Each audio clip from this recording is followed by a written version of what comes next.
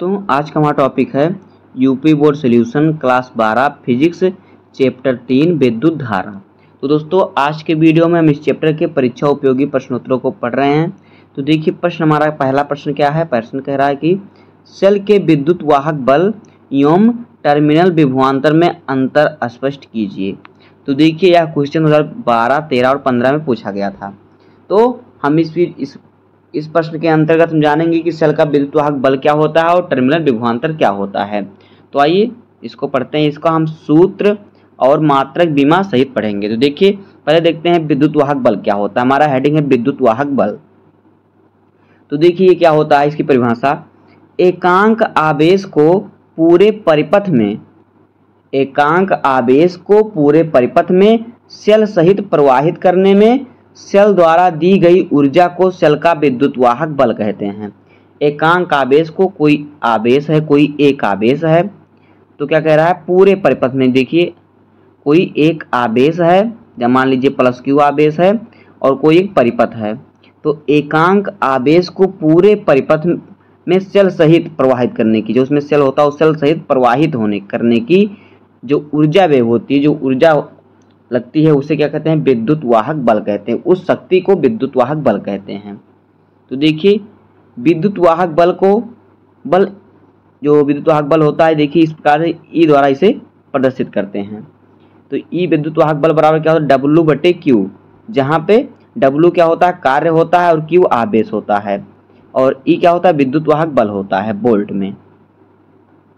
आगे देखिए विद्युत वाहक बल का मात्रक जो होता है क्या होता है वोल्ट होता है। यहाँ पे देखिए इसका विमा क्या होता है विद्युत वाहक बल का विमा, देखिए m के पावर 1, l के पावर 2, t के पावर -3 और i के पावर -1, ये होता है इसका विमा। जहाँ पे m जो होता है द्रव्यमान होता है, l जो होता है क्या होता है लंबाई होता है और t जो होता है समय होता है और i जो होता है विद्युत धारा होता है। तो इस प्रकार से हो जाएगा विद्युत वाहक बल का परिभाषा, मात्रक और बीमा। अब देखते हैं टर्मिनल विभवांतर क्या होता है। देखिए टर्मिनल विभवांतर क्या होता है। देखिए जबकि किसी परिपथ के दो बिंदुओं के बीच एकांक आवेश को प्रवाहित करने में किए गए कार्य को उस बिंदुओं के बीच टर्मिनल विभवांतर कहते हैं। मतलब दो बिंदु के बीच कोई परिपथ मान लीजिए, देखिए कोई परिपथ कह रहा है कि कोई परिपथ दो बिंदु के बीच है, कोई एक बिंदु मान लीजिए ये है और एक बिंदु ये है और ये परिपथ है हमारा। तो इस परिपथ पर एकांक आवेश, कोई एक आवेश प्रवाहित करने में जो कार्य किया जाएगा, वो कार्य जो होगा इन दोनों बिंदुओं के बीच में क्या होगा टर्मिनल विभवांतर होगा।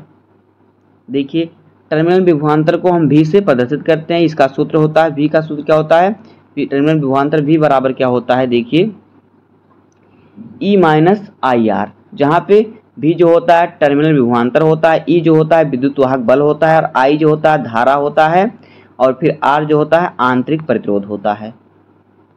आगे देखिए टर्मिनल विभवांतर का मात्रक वोल्ट होता है और टर्मिनल विभवांतर का जो विमा होता है m के पावर 1, l के पावर 2, t के पावर -3 और i के पावर -1 होता है। जहाँ पे m क्या है द्रव्यमान है, l जो है लंबाई है और t जो है समय है और i जो है विद्युत धारा है। यहाँ पे देखिए विमा में। तो ये हो गया हमारा टर्मिनल विभवांतर। अब हम देखते हैं विभवमापी सुग्रहिता क्या है। तो देखिए प्रश्न हमारा क्या है कि विभवमापी की सुग्राहिता से क्या तात्पर्य है, इसे कैसे बढ़ाया जा सकता है। तो देखिए विभवमापी की सुग्राहिता, देखिए विभवमापी की सुग्राहिता का अर्थ है कि जो कि शून्य विक्षेप स्थिति से थोड़ा खिसकाने पर धारा मापी में बहुत अधिक विक्षेप उत्पन्न ना जाए, उसमें अधिक परिवर्तन ना आए। विभवमापी की सुग्राहिता विभव प्रवणता के व्युत्क्रमानुपाती होती है। मतलब विभव प्रवणता जो होता है उसका उल्टा होता है, परंतु विभव प्रवणता के बराबर V/L, लेकिन विभव प्रवणता के बराबर क्या होता है V/L होता है। अगर उसका उल्टा होता है तो 1/L होना चाहिए, क्योंकि जो विभव मापी सुग्रहिता उसका उल्टा होना चाहिए, तो के उसका व्युत्क्रमानुपाती यानी उसके बट्टे में, उस एक के बट्टे में होना चाहिए, उसका उल्टा होना चाहिए। लेकिन विभव प्रवणता बराबर क्या होता है, के बराबर वी बाई एल, जहाँ पे भी विभवांतर होता है, एल होता है क्या, लंबाई होता है, और के होता है विभव प्रवणता।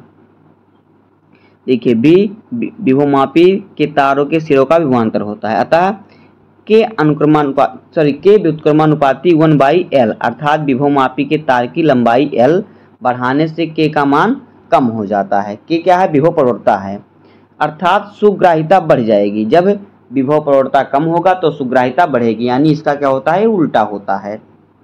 इस प्रकार विभवमापी की सुग्राहिता में वृद्धि तार की लंबाई में वृद्धि करके की जा सकती है। अगर तार की लंबाई में हम वृद्धि करेंगे तो क्या होगा, विभव प्रवणता घटेगी और क्या घटेगी, विभव प्रवणता घटेगी और सुग्राहिता क्या होगी, बढ़ेगी।